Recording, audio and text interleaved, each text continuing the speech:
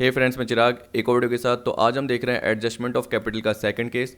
पिछले केस में हमने देखा था नए पार्टनर की कैपिटल के बेसिस पे पुराने पार्टनर्स की कैपिटल एडजस्ट होती है और उसके बेसिस पे टू कैश या बैंक या बाई कैश या बैंक का पार्ट निकलता है।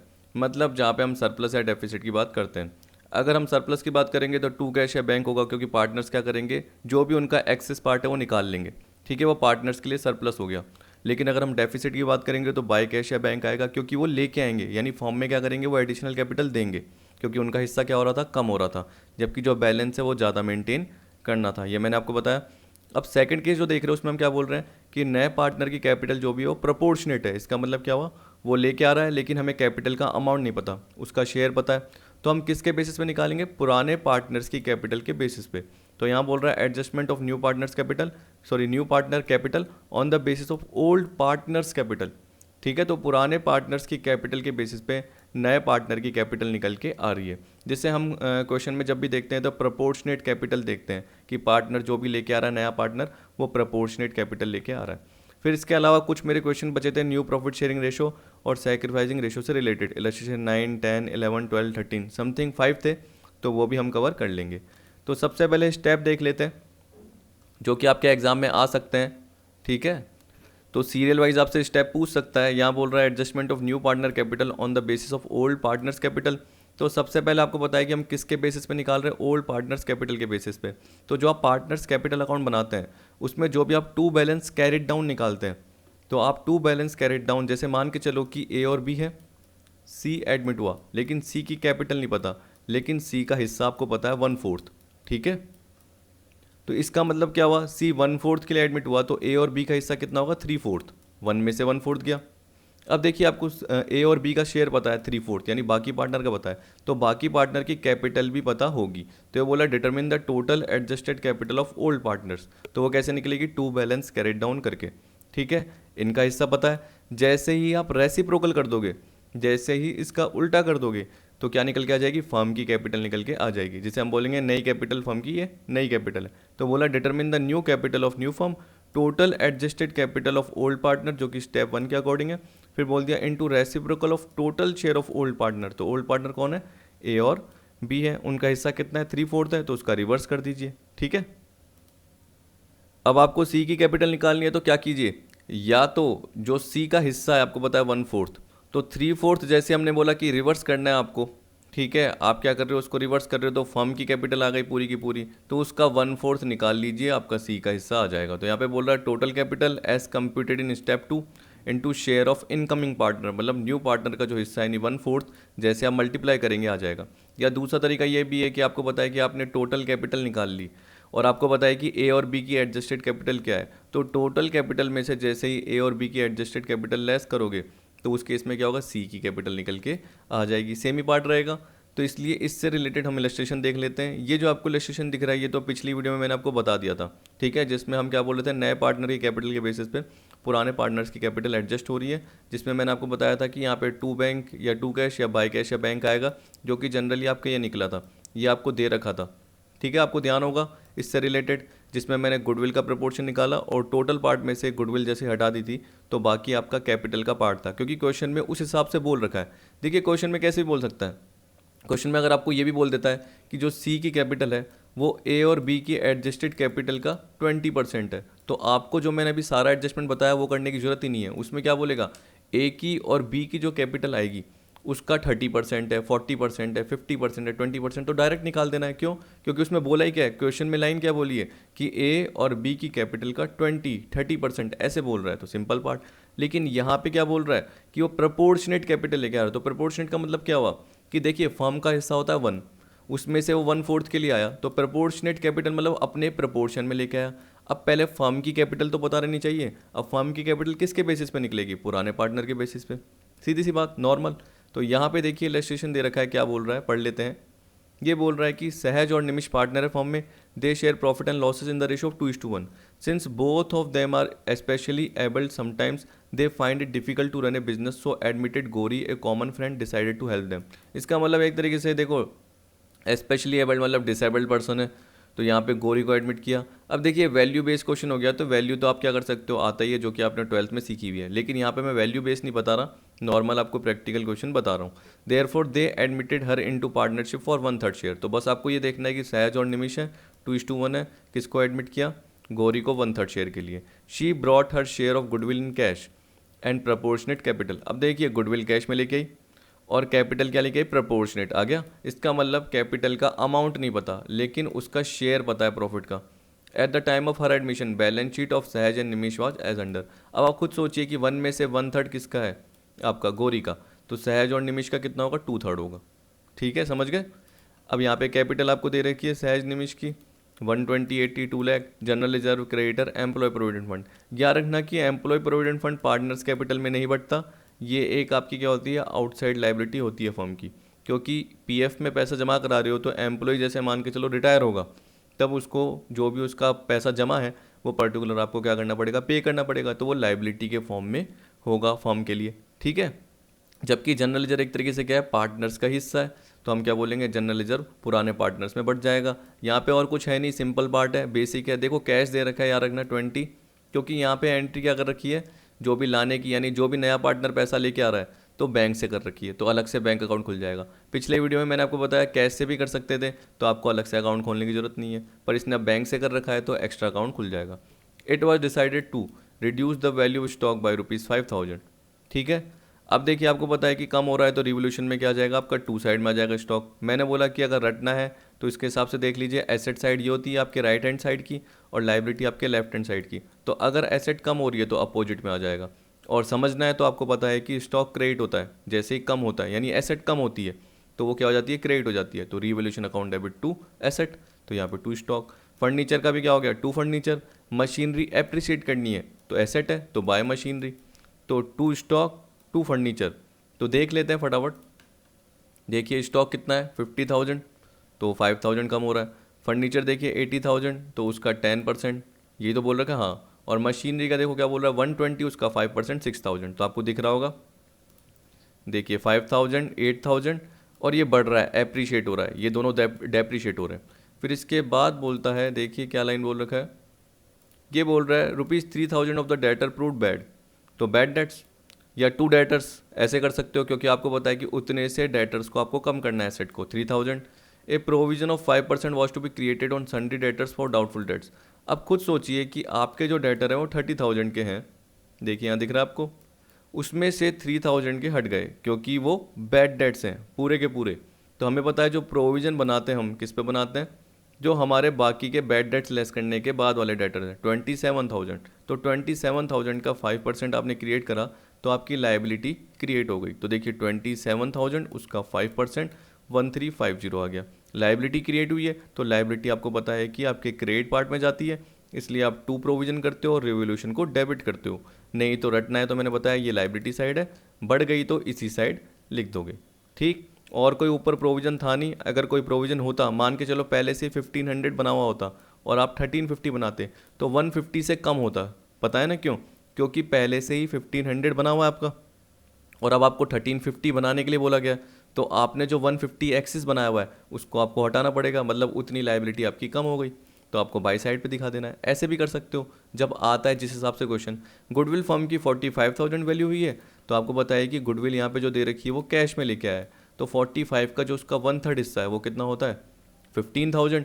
15,000 किस में बटेगा, आपको पता है कि क्वेश्चन में कुछ नहीं बोल रखा, बस सहज निमिष दे रखा है 2:1 और एडमिट किया 1/3 के लिए। ये नहीं बोल रखा कि कौन कितना हिस्सा देगा किसको, यानी कहने का मतलब 1/3 का हिस्सा जो मिल रहा है इसको गौरी को किस से मिलेगा, सहज और निमिष से किस रेशो में मिलेगा, नहीं बोल रखा। तो पुराना रेशो ही सेक्रीफाइस होता है। तो 15,000 की गुडविल जो कैश में लाया, एंट्री भी bank account debit to goodwill, क्योंकि मैंने बताया यहाँ पे इसने बैंक से कर रखा है, क्योंकि मैंने तो क्वेश्चन देखा हुआ है तभी मैं आपको बता रहा हूँ। तो आप देख सकते हो बैंक टू गुडविल कर रखी है 15,000 से, याद रखना। और फिर क्या होगी, गुडविल अकाउंट डेबिट यानी premium for goodwill account debit to Sahaj और टू निमिष। देखिए 10,000 5,000, 15,000 का 2/3 और 1/3, तो पुराना रेशो ही सेक्रीफाइस है। अब देखिए बाय बैलेंस लिख दिया, 30,000 का वही 2:1 बांट दिया, प्रीमियम फॉर गुडविल बांट दिया। रेवोल्यूशन का क्या आया, इसने लॉस बोला तो वो लॉस को बांट दिया। अब देखो ये तो नॉर्मल पार्ट है, आप देख लीजिए सारा पार्ट हो गया। आपको बस रिवोल्यूशन बनाना था, पार्टनर्स कैपिटल और बैलेंस शीट बनानी थी। अब आप देख सकते हैं कि ये आपका पार्ट आया कैसे, 17,350 दिख रहा है आपका टोटल, उसमें से लेस किया तो 11,350 आया। इसको इसने क्या कर दिया 2:1 में बांट दिया। तो ये 7567 और 3783 हो गया। कैलकुलेटर से निकाल के देख लेना चाहे, क्योंकि देखिए आपकी तो प्रैक्टिस हो रही है एक तरीके से बस। फिर आप देख सकते हैं कि लॉस आया, तो लॉस की एंट्री क्या होती है, पार्टनर्स कैपिटल टू रिवैल्यूएशन। तो यहाँ पे देखिए ये पार्ट आ गया। अब आपको क्या करना है, बस ये टोटल करना है 150, उसमें से लेस कर लेना है। और यहाँ पे आपको कोई स्पेस छोड़ने की जगह नहीं है, जैसे मैंने पिछले वाले केस में बोला कि क्या पता आपको स्पेस छोड़ना पड़ जाए और आपका टू बैंक या बाय बैंक आ जाएगा। यहाँ पे हमें पता है कि भाई सहज निमिष का तो हमें पता ही है, हमें तो गौरी का निकालना है प्रोपोर्शनेट नए पार्टनर की। तो उस केस में हम ये सीधा बैलेंस यहाँ पे पुट कर देंगे। देखिए यहाँ पे 95 में से ये लेस किया तो ये आ गया। इन दोनों का टोटल करोगे और हमें पता है कि जो गौरी आई थी वो 1/3 के लिए आई थी, तो हमें पता है कि जो सहज और निमिष है उनका हिस्सा कितना है, 2/3। अब इनकी आपको कैपिटल पता है, इनका हिस्सा पता है। जैसे ही आप रेसिप्रोकल कर दोगे, मतलब इंटू 3/2 कर दोगे, तो वो क्या आ जाएगा, फर्म की कैपिटल आ जाएगी। उसमें जैसे आप 1/3 कर दोगे तो गौरी की कैपिटल आ जाएगी। यही आपको दे रखा है इस वर्किंग नोट में। यहाँ बता रखा है कि देखिए 45,000 का 1/3 ये तो गुडविल का पार्ट है, इसको छोड़िए। अब देखिए 142,433 433 और 91217, ये अभी अपन ने देखा balance, to balance carried down, इसका टोटल किया। ठीक है, ये 2/3 शेयर के लिए, जबकि गौरी का 1/3 शेयर है। तो हमें पता है कि ये फर्म की कैपिटल निकल के, सॉरी फर्म की बोल रहा हूँ, ये सहज और निमिष की कैपिटल निकल के आ गई। सहज और निमिष की कैपिटल, और आपको पता है कि उनका हिस्सा कितना था, 2/3 था। जैसे ही रिवर्स किया रेसिप्रोकल, तो 3/2 करते ही जो ये पार्ट है याद रखना, ये जो मैं यहाँ तक बता रहा हूँ, ये फर्म की कैपिटल निकलेगी। फर्म की कैपिटल में 1/3 पार्ट किसका है, गौरी का। तो फर्म की कैपिटल का जो 1/3 पार्ट है वो ये निकल के आ जाएगा। समझ गए, ये फर्म की कैपिटल और इसमें गौरी का पार्ट, तो ये आ गया 116,825। अब इसने क्या कर रखा है, देखिए यहाँ पे ये 3 से 3 कट कर रखा है, इसलिए इसने इसको क्या कर दिया, 1/2 कर दिया। ये 2 दिख रहा है ना, ये इंटू 1/2 है। तो जैसे इसने निकाला ये आ गया। इसी तरीके से आप एक और तरीके से निकाल सकते थे। आपको पता है कि ये 233,650 है। अगर आप फर्म की टोटल कैपिटल ये निकाल लेते, एक बार निकाल के देख लेना, मैं चाहे कैलकुलेटर पे फटाफट बता देता हूँ आपको। 233,650 इंटू 3/2, ये आएगा 350,475, ये आ जाएगा। इसमें से जैसे ये माइनस करोगे ना, करके देख लेना 350,475 में से, तो ये आ जाएगा कितना, 116,825। कितना, 116,825। और कभी कभी आप देखते हो ना सर, ये 233,650 का जैसे इसने हाफ कर दिया क्योंकि ये से ये कट गया। तो देखिए एक ट्रिक भी होती है जिसमें क्या होता है, मान लो कि अगर वो 1/3 के लिए आ रहा है, ठीक, तो 1/2 आएगा, देख लेना आप चाहे, यानी इसका 1/2 निकल के आ जाएगा। अगर मैं बोल रहा हूँ कि 1/4 के लिए आ रहा है, तो इसका मतलब आप खुद सोचिए कि 3/4 पार्ट बचा। 3/4 का आप रेसिप्रोकल क्या करते हो, 4/3, और उसका आप 1/4 करते हैं। तो देखिए 4 से 4 कट गया तो 1/3। तो अगर 1/4 के लिए आया तो 1/3, अगर 1/5 के लिए आया तो देख लेना 1/4 आएगा। तो जो भी सहज और निमिष की कैपिटल है फिर उसका 1/4 हो जाएगा। अगर 1/5 के लिए आता, क्योंकि 1/5 का मतलब बाकी जो पार्ट है वो सहज और निमिष का 4/5 होता, उसका वो रिवर्स करते तो 5/4 होता। और आपको क्या निकालना पड़ता, गौरी का हिस्सा निकालना पड़ता, जबकि गौरी का कितना है, 5 है। तो आप देख सकते हैं कि अगर 1/5 के लिए आ रहा है तो क्या निकलेगा, 1/4 निकलेगा। 1/6 के लिए आ रहा है तो 1/5 निकलेगा। 1/7 के लिए तो 1/6, ऐसे। ठीक, तो इस तरीके से नॉर्मल वाले पार्ट में बोल रहा हूँ, नॉर्मल केस में। ये तो ऐसे ही बता दिया मैंने, फालतू का था वैसे तो। अब देखिए आपको पता है कि बैलेंस भी आ गया और ये बाय बैंक भी आ गया एक तरीके से। ये बाय बैंक निकल के आ गया, प्रोपोर्शनेट कैपिटल जो हमने भी निकाली। और आपको अब क्या करना है, इसको बैलेंस शीट में पुट कर देना है। अब बैलेंस शीट का पार्ट सिंपल, बैलेंस शीट में क्या, कुछ भी नहीं। आपको बताया कि देखिए मशीनरी 126 आपकी 6,000 अप्रिशिएट हुई थी, ये 80 से 8,000 कम हुई थी, ये 5,000 क्या हुई थी आपकी, कम हुई थी। यहाँ पे आपका 3,000 का बैड डेट्स था और 27,000 का आपने 5% प्रोविजन बनाया था। तो ये पार्ट है याद रखना, ये ठीक है, ये जो पूरा पार्ट है वो ये है। कैश आपका देखो 20 पहले से ही दे रखा था, बैलेंस शीट में देख लेना। बैंक आ गया, तो बैंक में आपको पता है क्या है, एक तो जो ये गौरी की कैपिटल, गौरी की कैपिटल कितनी निकली आपकी, ये 116,825, और प्रीमियम फॉर गुडविल वो लाई थी, तो बाय बैलेंस कितना हो गया, 131,825। अगर आप है ना कैश के साथ करते तो 131,825 प्लस 20 कर देते, बात तो वही पड़ जाती, क्योंकि आप सारी एंट्री कैश के थ्रू कर रहे हो। फिर आप यहाँ पे देखिए सहज निमिष गौरी जो भी उसका नया बैलेंस है वो आ गया, क्रेडिटर आ गया, एम्प्लॉय प्रोविडेंट फंड आ गया, क्योंकि इनके लिए कुछ नहीं बोल रखा था, तो टोटलिंग आपकी मैच कर जाएगी। तो इस तरीके से आप कर सकते हैं। जब आपका एक और केस होता है, तीसरा मैंने बताया, मैंने तो वैसे 2 केस ही बताया आपको ऊपर, लेकिन मैंने तीसरा केस ऐड नहीं करा। लेकिन कभी अगर आपसे पूछ ले कि कितने होते हैं, तो तीसरा केस एक और हो सकता है जिसमें हम क्या बोलते हैं, पहले से ही टोटल कैपिटल गिवन होती है। तो जब पहले से ही कैपिटल गिवन होती है तो हमें क्या चाहिए होता है, न्यू प्रॉफिट शेयरिंग रेशियो चाहिए होता है। जैसे दिमाग लगाओ कि देखिए यहाँ पे नए पार्टनर की कैपिटल के बेसिस पे आपने टोटल कैपिटल निकाली, ठीक है, टोटल कैपिटल निकाली और उसको किस में बांटा, न्यू प्रॉफिट शेयरिंग रेशियो में। अब मान लो कि आपको पहले से ही टोटल कैपिटल दे रखी है कि 2 लाख है, तो आपको बस क्या करना है, न्यू प्रॉफिट शेयरिंग रेशियो में बांटना है, और जो भी कम ज़्यादा पार्ट आ गया वो टू बैंक या बाय बैंक या क्वेश्चन में अगर बोलता है करंट अकाउंट से तो उससे एडजस्ट कर देना है। ठीक, अब चलते हैं सीधा जो अपने 5 क्वेश्चन बचे थे उनसे रिलेटेड पार्ट पे।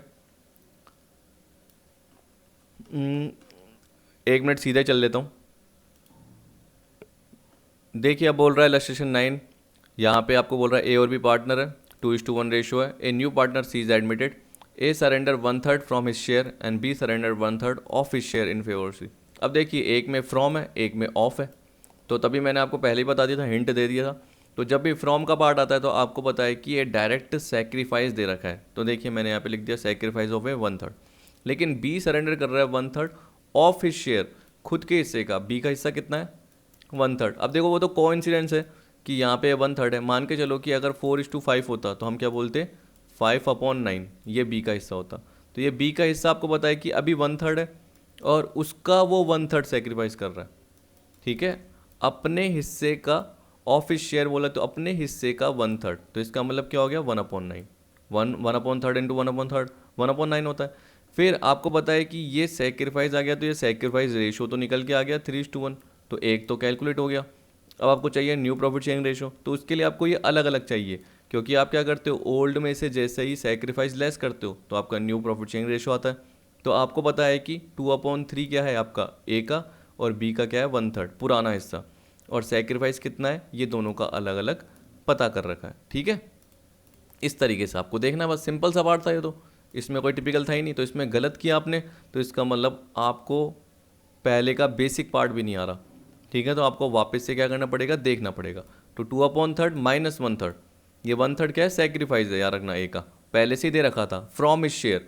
ऑफ इस शेयर में हमने क्या करा, 1/3 इंटू 1/3 किया तो 1/9 आया। अब देखिए पुराने हिस्से में से ये गया सेक्रीफाइस, अगर आप 1/3 में से गलती से 1/3 लेस कर लेते तो वो तो वैसे ही 0 आ जाता। तो आप तो सोचते कि बी का कुछ भी हिस्सा नहीं है, तो वो तो गलत हो जाता, बी का कुछ भी हिस्सा नहीं होगा, क्या ऐसा हो ही नहीं सकता।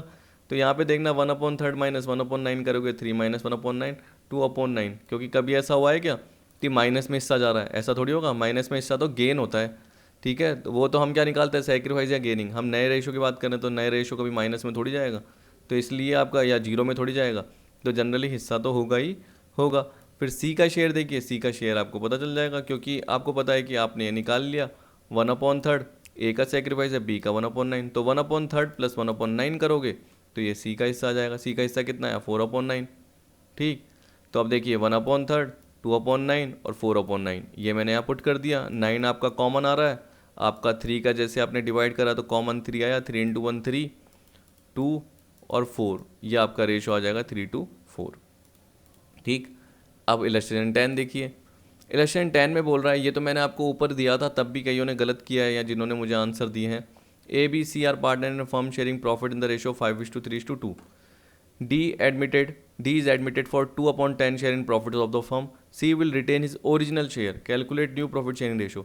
अब देखिए D एडमिट हुआ है 2/10 शेयर के लिए फर्म के प्रॉफिट में, और C ने अपना ओरिजिनल हिस्सा रिटेन किया हुआ है। तो आप देख सकते हैं D का हिस्सा 2/10, ठीक है, ये D का हिस्सा है मान लीजिए, और जो C का हिस्सा है वो वही रहेगा, तो वो मतलब सेम 2/10 ही रहेगा। तो 2/10 प्लस 2/10, तो सी और डी का टोटल मिला के कितना हो गया 4/10, तो यहाँ दे रखा है, ठीक है।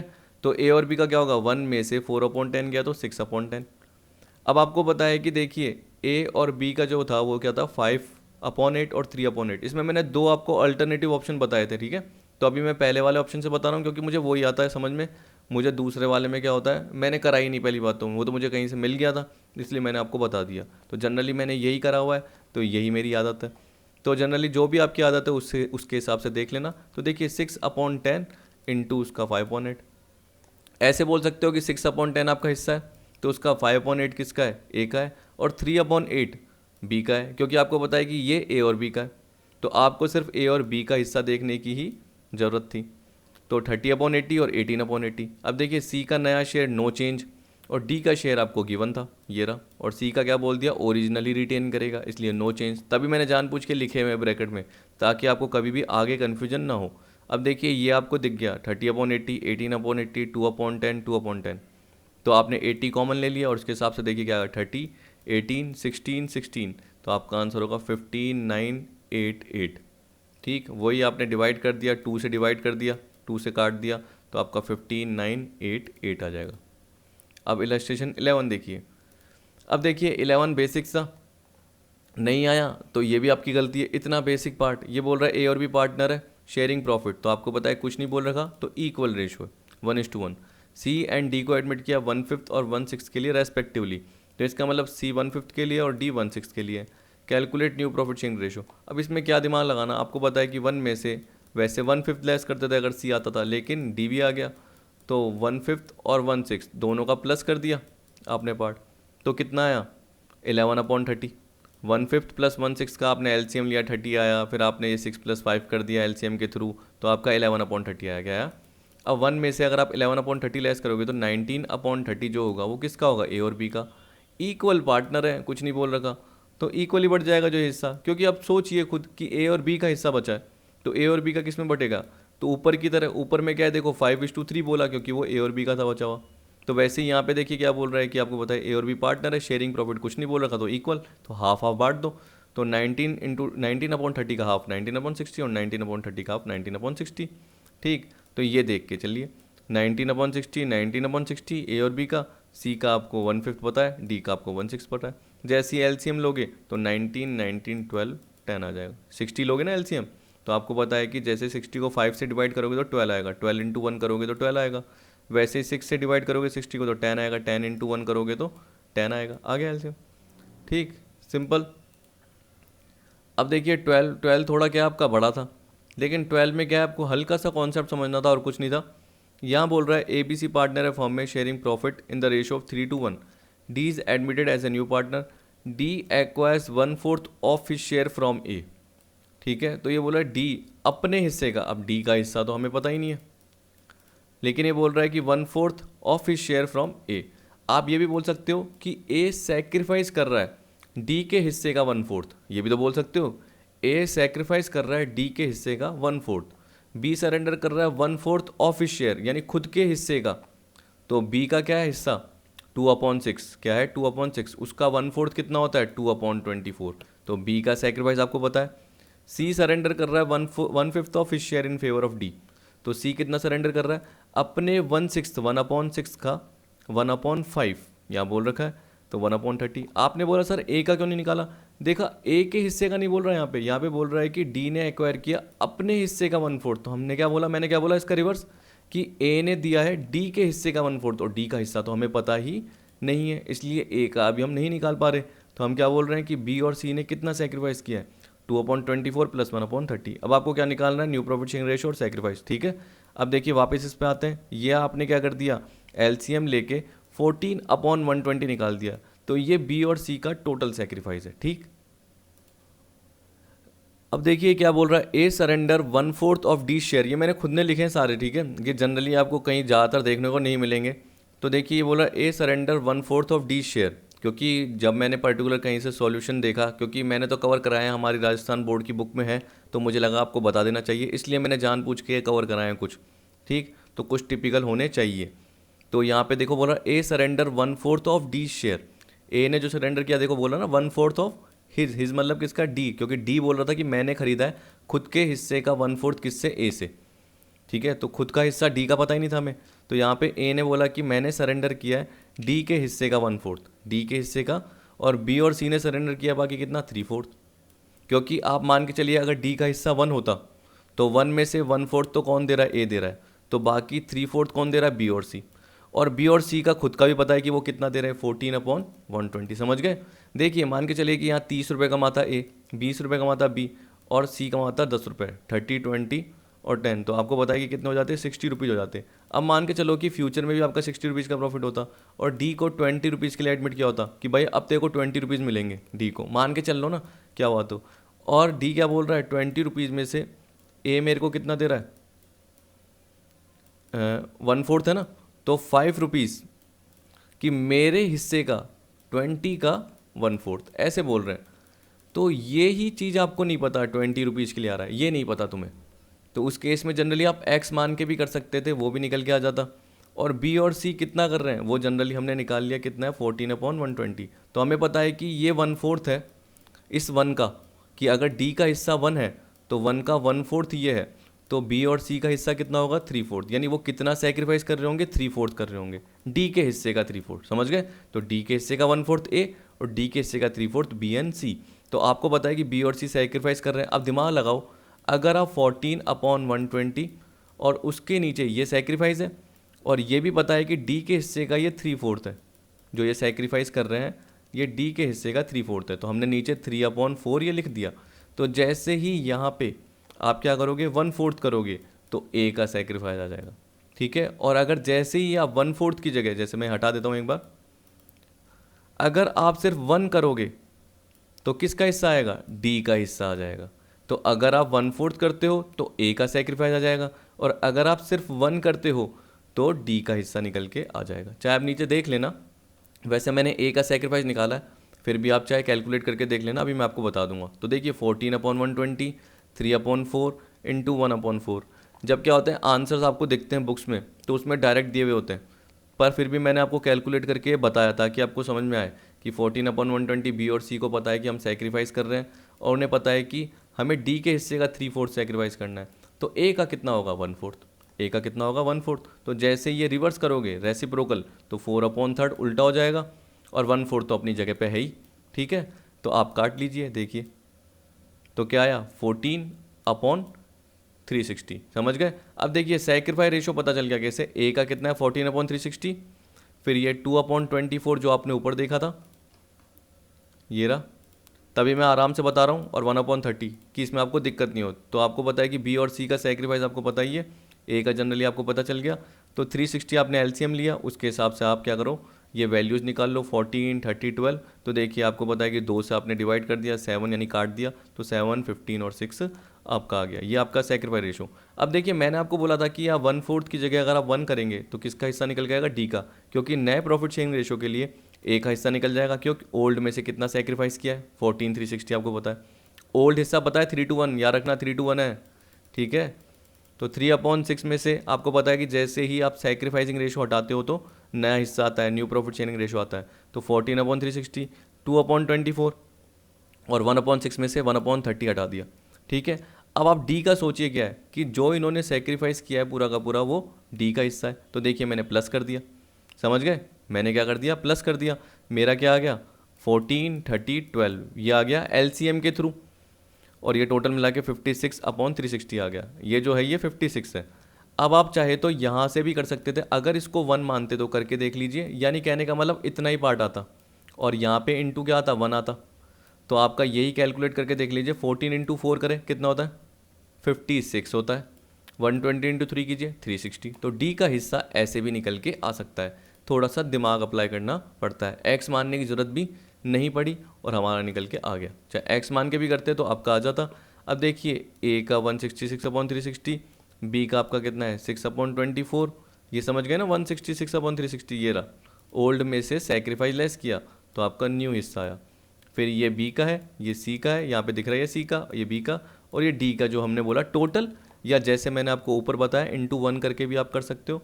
तो ये निकल के आ गया 166 90 48 56 डिवाइड बाई 360, तो ये पार्ट आ गया, ठीक। अब देखिए 13 जो इलस्ट्रेशन है ये बेसिक है, 13 क्या है बेसिक, लेकिन ये लोगों को नहीं आता, मुझको भी नहीं आता था ये मान के चलो, लेकिन मेरे को इसके 2 ट्रिक पता चल गए।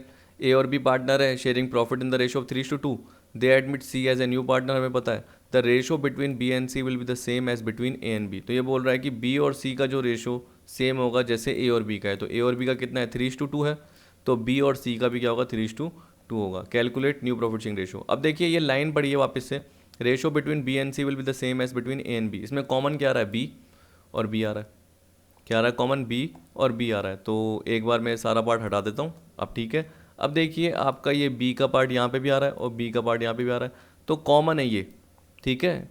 तो आप खुद दिमाग लगाइए कि इसको आपको इससे मल्टीप्लाई करना पड़ेगा और इससे आपको इससे मल्टीप्लाई करना पड़ेगा।